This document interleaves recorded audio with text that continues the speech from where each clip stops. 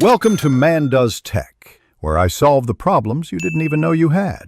In this video, I will explain how to make sea moss gel with fruit.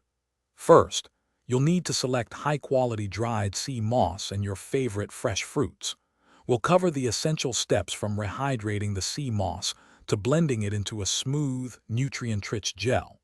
This guide will help you create a delicious and versatile addition to your diet, perfect for smoothies or as a standalone supplement. To begin, take about 1 cup of dried sea moss and rinse it very well under cool, running water to remove any debris. Next, place the cleaned sea moss into a large bowl and cover it completely with filtered water. Let it soak for at least 4 to 6 hours, or even overnight.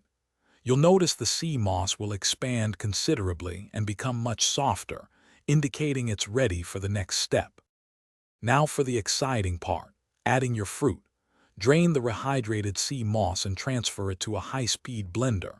Add about 1 cup of your chosen fresh fruit like berries or mango and approximately 1/2 cup of filtered water.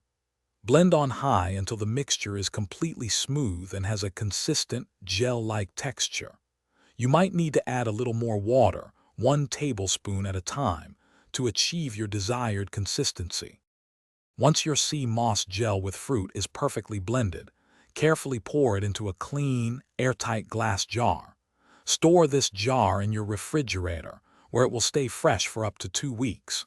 You can enjoy 1 to 2 tablespoons daily by adding it to your smoothies, juices, or even oatmeal. This homemade gel is a fantastic way to incorporate beneficial nutrients into your routine. Thanks for watching. If you found this helpful, don't forget to like and subscribe.